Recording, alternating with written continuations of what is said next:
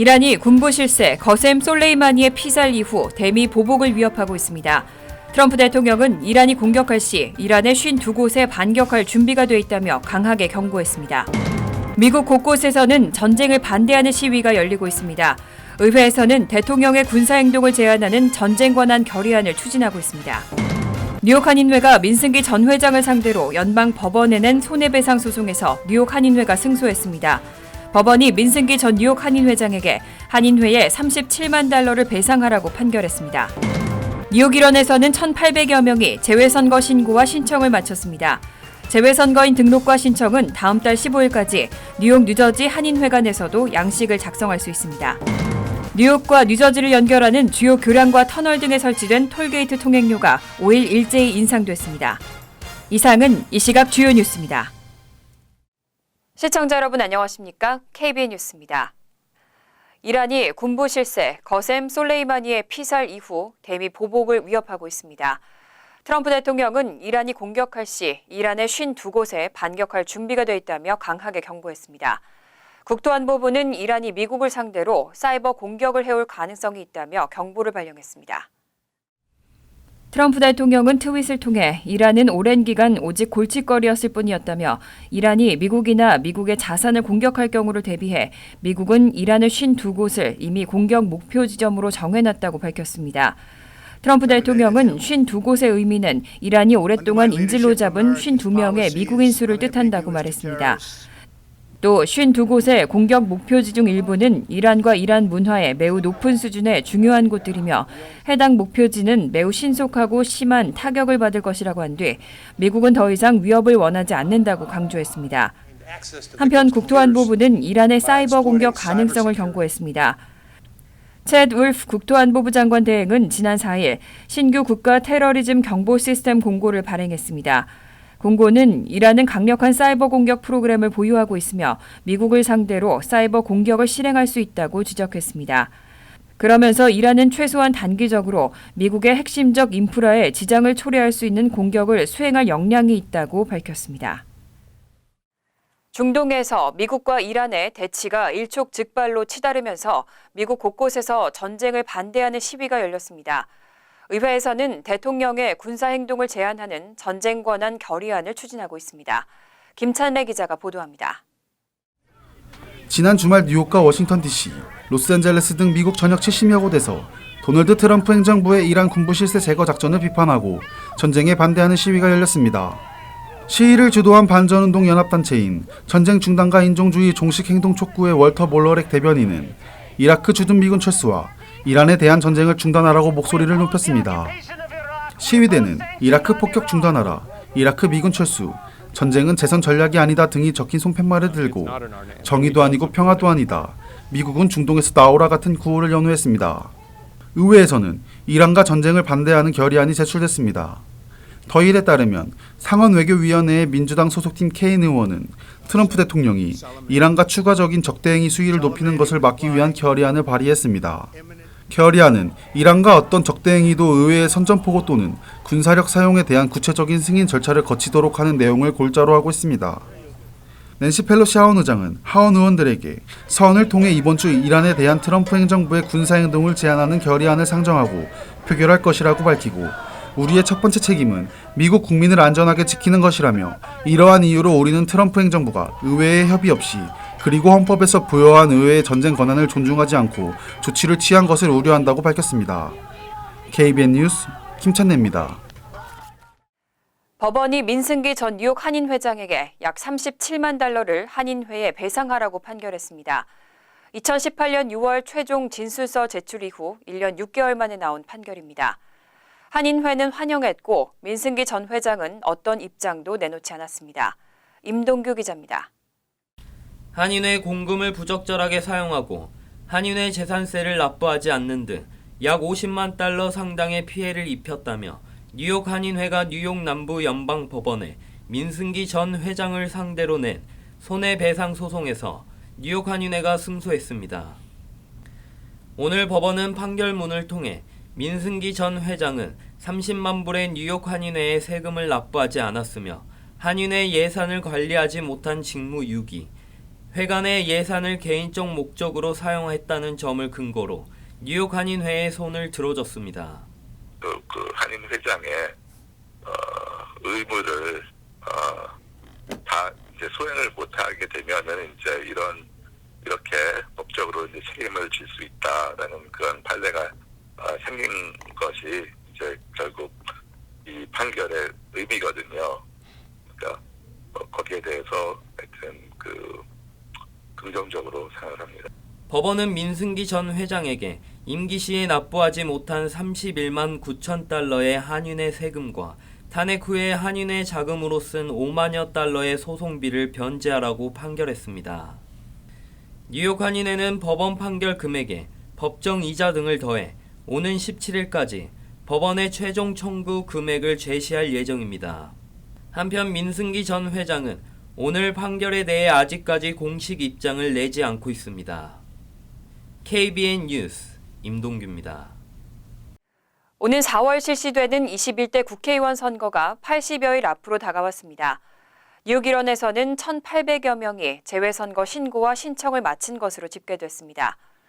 재외선거인 등록과 신청은 다음 달 15일까지 이어지는데 뉴욕 뉴저지 한인회관에서도 양식을 작성할 수 있습니다. 뉴욕 재외선거관리위원회에 따르면 재외국민 투표 유권자 등록이 시작된 지 7주가량이 지난 2일 오후 5시 기준 뉴욕 총영사관 관할 지역에서 재외선거 신고와 신청을 마친 유권자는 총 1,863명으로 집계됐습니다. 지난 20대 총선과 비교했을 때 국외 부재자는 1,319명에서 1,664명으로 345명이 증가했지만 재외선거인은 261명에서 199명으로 62명이 줄었습니다.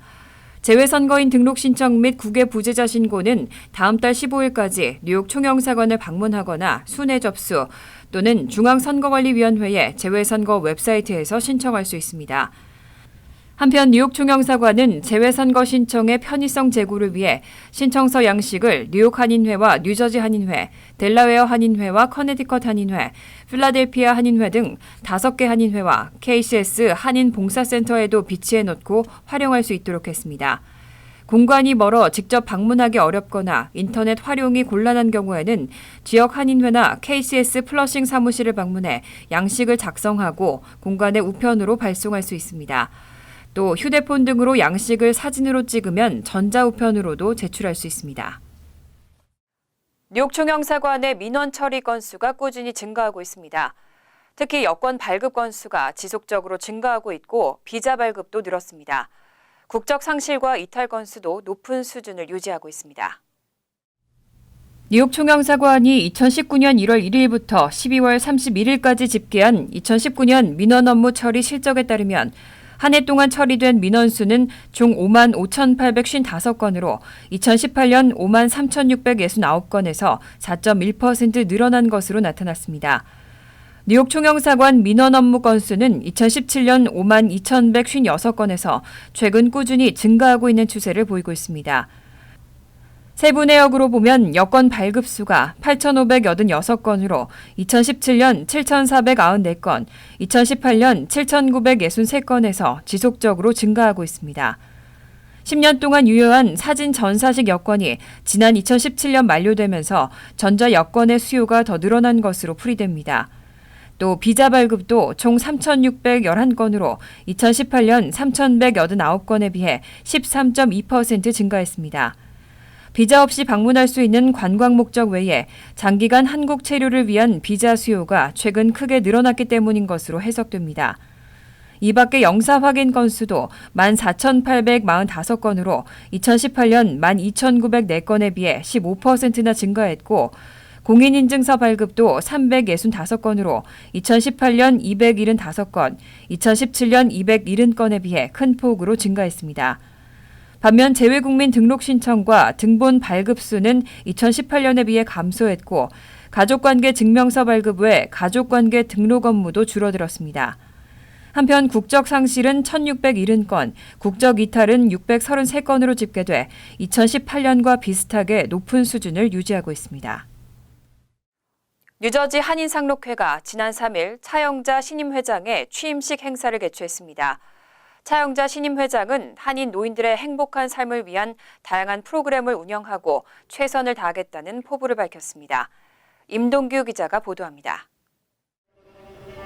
뉴저지 한인 상록회가 지난 3일 팰리세이즈 팍 시루 연회장에서 후원의 밤 및 차영자 신임 회장 취임식 행사를 개최했습니다. 뉴저지주 버겐카운티 앤소니 큐리튼 셰리프, 버겐카운티 로레인 조어노 노인국장과 폴김 팰리세이즈 팍 시의원 등 지역 주민 200여 명이 행사에 참석해 차영자 신임 회장 취임을 축하했습니다. 차영자 신임 회장은 한인 노인들의 건강과 행복한 삶을 위해 최선을 다할 것이라고 포부를 밝혔습니다.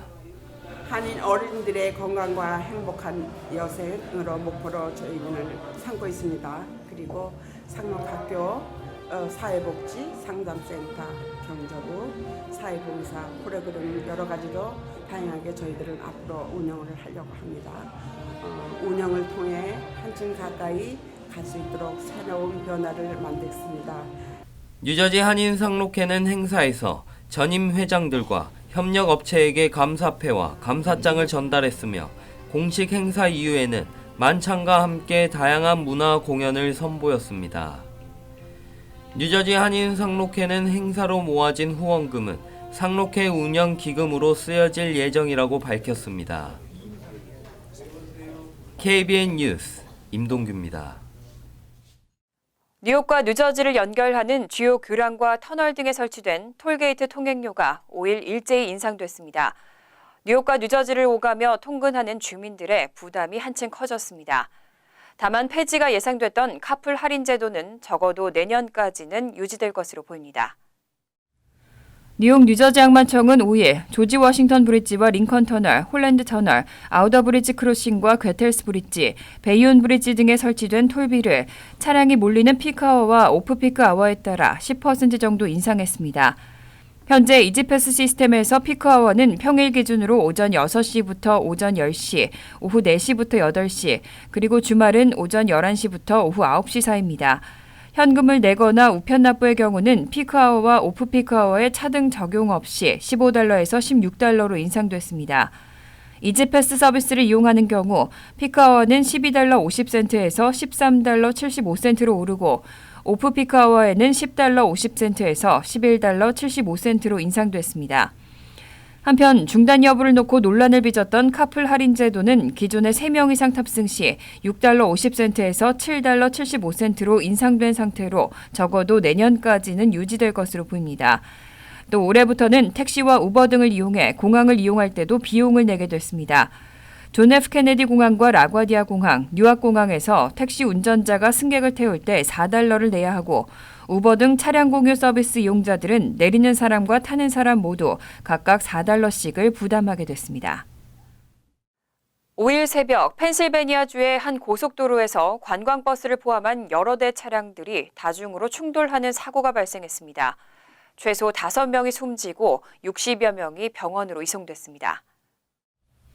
펜실베니아주 관계자에 따르면 5일 오전 3시 40분경 펜실베니아주 피츠버그에서 동쪽으로 30마일 떨어진 웨스트모어랜드 카운티 인근 고속도로 펜실베니아 턴파이크에서 원인을 알 수 없는 교통사고가 발생했습니다.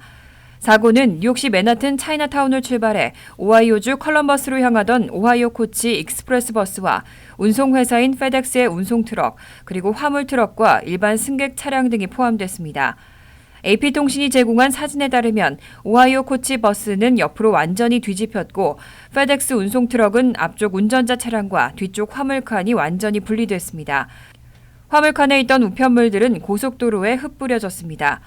이번 사고로 5일 오후 3시 기준으로 최소 5명이 숨지고 60여 명이 사고 직후 병원으로 이송됐습니다. 단 사망자나 부상자 중에 한인이 포함되어 있는지는 확인되지 않고 있습니다.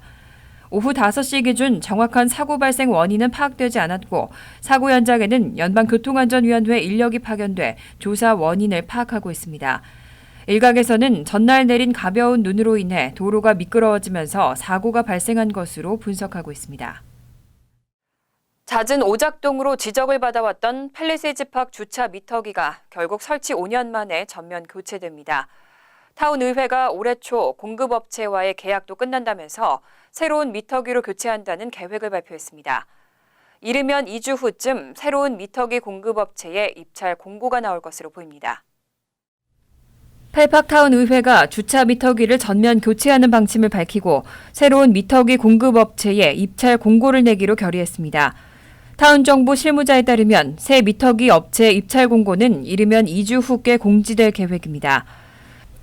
펠팍거리에 지난 2015년 설치된 주차 미터기는 새로운 기능이 다수 포함된 디지털 방식으로 많은 기대를 모았지만 오작동 문제가 끊이지 않으면서 이용자 및 상인들로부터 큰 비난을 받아왔습니다. 특히 잦은 오작동으로 인해 주차 이용자들에게는 자신도 모르게 원치 않는 주차 위반 티켓이 발부될 수 있다는 지적을 받아왔고 펠팍의 많은 한인 상인들은 미터기 관련 불신과 혼란 때문에 상권을 찾는 이용객이 갈수록 줄고 있다는 어려움을 토로해왔습니다. 더욱이 지난해 8월 필머피 뉴저지 주지사가 미터기에 내장된 감시 카메라와 센서 등을 통한 무인 주차 단속 허용 법안을 최종 거부하면서 미터기에 내장된 신기술조차 사실상 무용지물이 됐습니다. 결국 크리스 정 시장과 타운의회는 주민과 상인들의 불편 호소가 계속돼 왔기 때문에 현재의 주차 미터기를 대체할 새로운 미터기로 교체하기로 했다고 밝혔습니다. 현 미터기 공급 및 관리업체인 MPS와의 5년 계약도 올해 초면 끝나기 때문에 새 미터기로 전면 교체가 가능한 상황이라고 덧붙였습니다.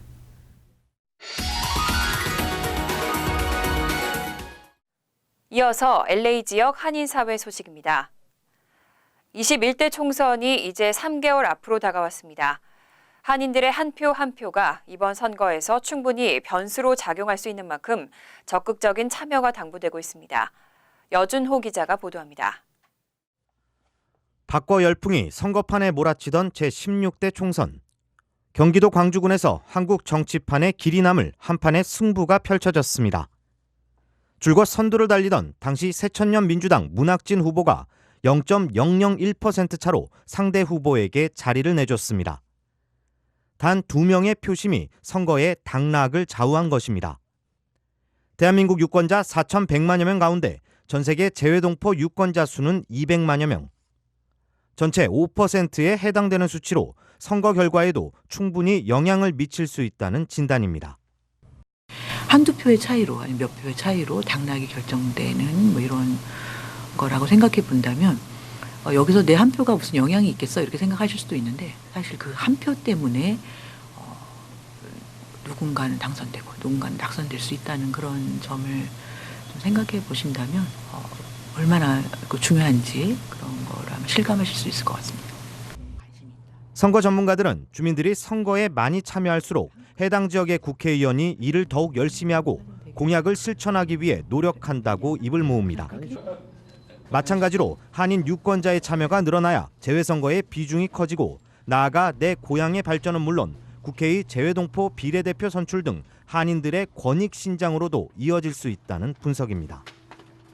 사실 미주 지역에 국민뿐만 아니라 동포분들에게도 많은 영향이 있을 수 있다.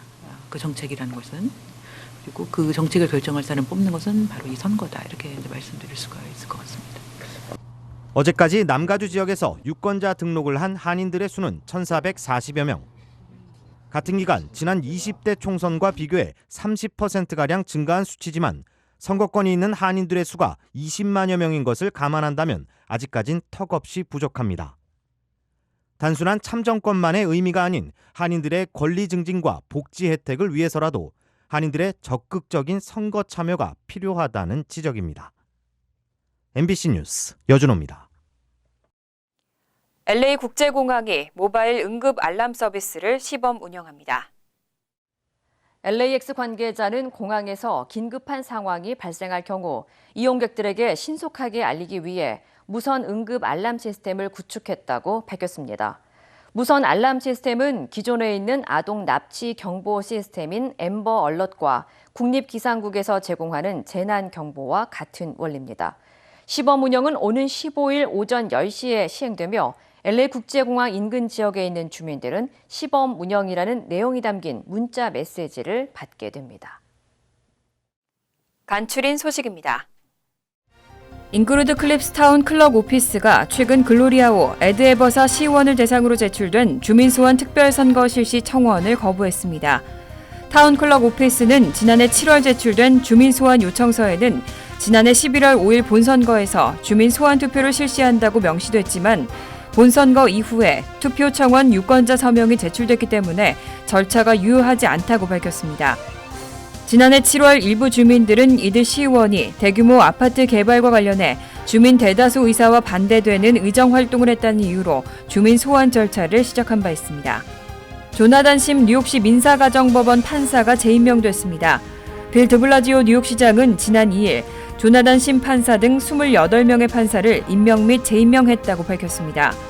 지난 2018년 뉴욕시 민사법원 판사에 임명된 조나단 심 판사는 올바니 뉴욕 주립대에서 학사학위를 취득한 뒤 같은 학교 로스쿨을 졸업하고 가정법과 가족법 전문 변호사로 활동하고 있습니다. 뉴욕시 교통국은 지난 4일부터 뉴욕시 5개 보로에 설치된 주차 미터기에 크레딧카드 결제 시스템의 소프트웨어 사용 기한이 만료되면서 크레딧카드 사용이 중단됐다고 밝혔습니다. 교통국은 공급 업체가 소프트웨어를 업데이트하지 않았다고 밝히면서 현금으로는 주차 미터기를 이용할 수 있다고 설명했습니다.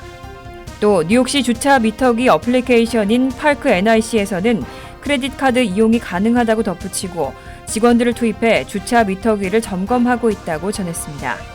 CNN과 CBS 등은 1일 오전 11시 30분쯤 캘리포니아주 오클랜드의 한 스타벅스 매장에서 34살 중국계 대학원생 슈어 증이 노트북을 도난당했다고 밝혔습니다.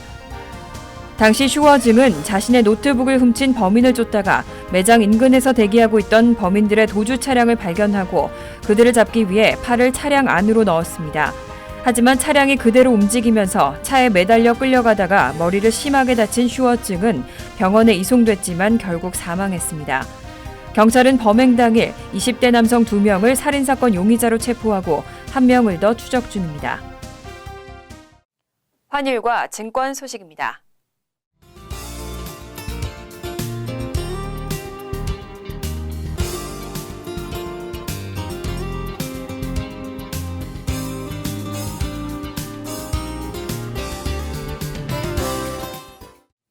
이어서 날씨입니다. 화요일은 화창하지만 점차 구름이 많아지겠고 오후에는 눈이나 비가 오는 곳도 있겠습니다.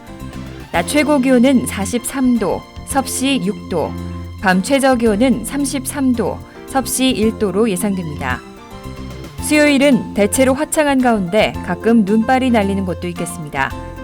목요일은 화창하겠습니다. 이상으로 KBN 뉴스를 마칩니다. KBN과 함께 즐거운 저녁 되시기 바랍니다.